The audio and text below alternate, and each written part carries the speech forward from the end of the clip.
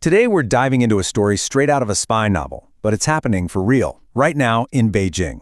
We're talking about a sudden, high-stakes purge of China's top military leaders.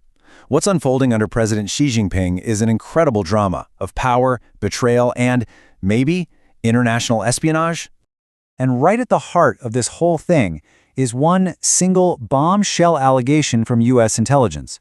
They're saying the man at the very top of China's entire army was selling the country's most sensitive nuclear secrets. I mean, if that's true, well, it changes the entire game. So, let's stick to what we know for sure. The one undisputed fact is this.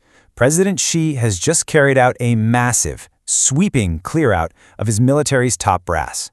This is not some routine reshuffle, you know? This is a purge, and it's happening at the absolute highest levels of power.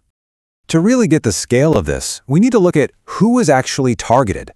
So let's break down exactly what went down during this purge in Beijing.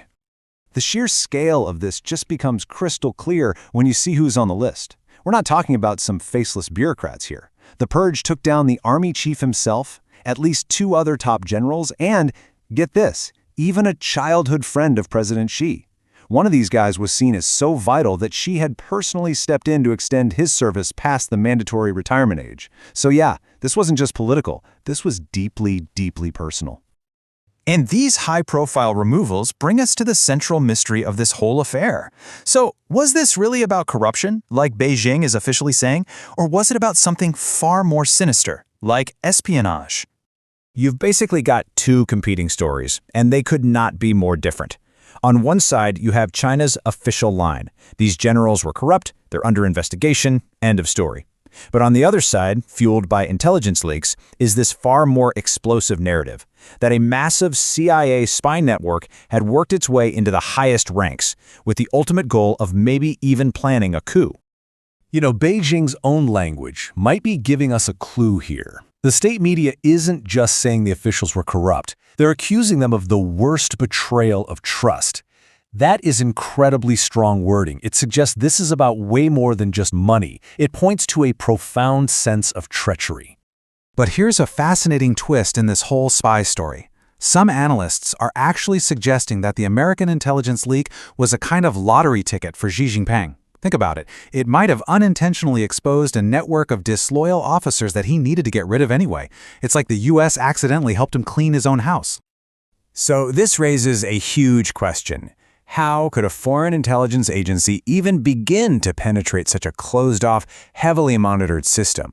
Well, to understand that, we need to look at what's being called the alleged CIA's playbook. Well, the alleged playbook is a mix of old-school spycraft and some very modern tricks. It starts by targeting officials when they travel abroad, when they're outside of that big state firewall. Then comes the move. Maybe it's a classic honey trap, or maybe it's more subtle, like quietly paying off a hidden gambling debt with untraceable crypto. But the real hook, the real leverage, often comes from family, offering amazing jobs or even citizenship for their kids who are studying overseas. Once they're compromised, that's it. They become a long-term asset, locked in by a web of favors and threats. For a spy network to operate and supposedly succeed at this level, inside one of the most sophisticated surveillance states on the entire planet, that is just deeply alarming for Beijing. It raises the terrifying question of just how deep this problem might actually go.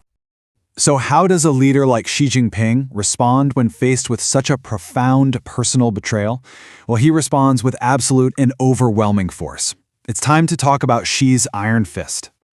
The countermove was swift, and it was ruthless. We're talking immediate arrests, officials sent straight to jail, and the very real threat of the death penalty for treason is now just hanging over their heads. Beyond that, Xi has ordered a full-scale audit of the entire military and forced a new, mandatory loyalty oath on everyone in uniform. And a new directive sent to the military perfectly sums up this new reality. It commands the entire army, from the newest soldier to the oldest general, to, I'm quoting here, accept that the decision of the Chinese president will be the final decision. There is zero room left for disagreement. The goal is absolute, total, unquestioning loyalty. Now, this might all seem like an internal power struggle happening thousands of miles away. So why does it matter to the rest of us? Well, because the aftershocks, they're already being felt all over the world. Look, this purge isn't happening in a vacuum. You've got rising tensions over Taiwan, the potential for a wider war in the Middle East, and escalating conflict in Europe. The stability of China's military command is a really critical piece of almost every major geopolitical puzzle right now. Let's just put this into perspective. Imagine a major international crisis kicks off, say a flashpoint over Taiwan. Now imagine finding out your top military command was compromised, or worse, taking orders from a foreign power. That would be an absolute catastrophe for China. That's why, from Xi's point of view, this purge wasn't just about power, it was about national survival. And this all brings us to the final, crucial question that the whole world is now asking. Xi Jinping has tightened his grip. He's surrounded himself with a newly loyal military. But does that actually make China a more stable, predictable player on the world stage? Or, by getting rid of any possible internal checks on his power, has he made China more dangerously unpredictable? That's the billion-dollar question, and we're all waiting for the answer.